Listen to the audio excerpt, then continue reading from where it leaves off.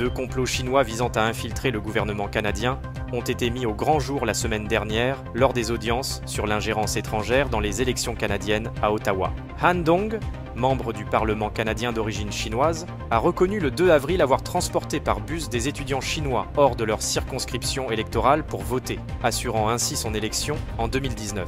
Selon un rapport, un agent mandataire bien connu du consulat chinois aurait mené cette opération en fournissant aux étudiants des documents falsifiés leur permettant de voter. Pour les contraindre à la soumission, l'agent aurait proféré des menaces voilées concernant les visas et les familles des étudiants. Le 3 avril, des responsables du renseignement canadien ont dévoilé un rapport révélant qu'ils étaient au courant des plans de la Chine visant à influencer les élections canadiennes de 2021. Le rapport divulgue que Pékin a identifié des candidats hostiles à la Chine et les a calomniés par le biais de récits fallacieux. Le prédécesseur de la trompette, la pure vérité, a averti qu'après leur défaite dans la guerre froide, les nations communistes tenteraient d'infiltrer les nations occidentales depuis l'intérieur. Cet avertissement était fondé sur la prophétie biblique.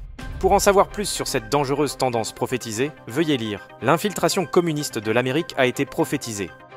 Le 8 avril, l'Allemagne a envoyé une vingtaine de soldats en Lituanie afin d'y installer une base militaire permanente. Il s'agit du premier déploiement à long terme de l'Allemagne depuis la Seconde Guerre mondiale. D'ici 2027, l'Allemagne prévoit d'envoyer un total de 4800 soldats et 200 civils dans la région, formant ainsi une nouvelle brigade qui travaillera en coopération avec l'OTAN. Le ministre allemand de la Défense, Boris Pistorius, a déclaré que ce déploiement marquait un jour important pour l'armée allemande. L'article 5 du traité de l'OTAN stipule qu'une attaque armée contre l'un de ses membres est considérée comme une attaque contre tous. L'Allemagne estime que cette nouvelle base en Lituanie contribuera à dissuader la Russie d'attaquer un autre pays d'Europe de l'Est, comme elle l'a fait avec l'Ukraine. À la fin de la Seconde Guerre mondiale, l'armée allemande a été interdite et dissoute.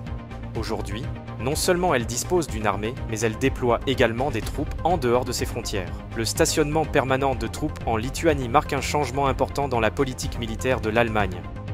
Pour en savoir plus, nous vous conseillons de regarder notre vidéo « Les nazis allemands sont entrés dans la clandestinité ». La semaine dernière, des milliers d'Israéliens ont manifesté contre le Premier ministre Benjamin Netanyahou, l'accusant de mal gérer la guerre à Gaza. Dès le samedi 30 mars au soir, des manifestations ont eu lieu dans les principales villes d'Israël, notamment à Tel Aviv, Haïfa et Césarée. À Jérusalem, les manifestants se sont rassemblés devant la Knesset et le domicile de Netanyahou. Les rues étaient principalement remplies de proches des otages à Gaza qui exprimaient leur inquiétude, et de gens réclamant que les élections prévues pour 2026 aient lieu plus tôt, ou que Netanyahou démissionne.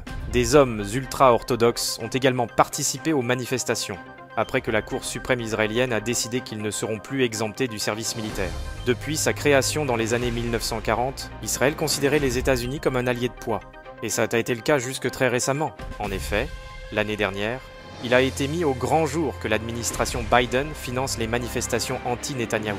Plus récemment encore, Joe Biden a appelé à un cessez-le-feu dans la guerre entre Israël et le Hamas. La perte du soutien de son plus grand allié compromet la sécurité d'Israël et de nombreux Israéliens accusent Netanyahou d'en être responsable. La prophétie biblique dévoile que parce que les États-Unis ont tourné le dos à leur ancien allié, Israël sera obligé de trouver de l'aide auprès d'un nouvel allié. Pour en apprendre davantage, veuillez lire l'article du rédacteur en chef de la trompette Gerald Fleury. Tout en surveillant Gaza, surveillez l'Allemagne. Découvrez le lien entre l'actualité mondiale et la prophétie biblique. Visitez latrompette.fr.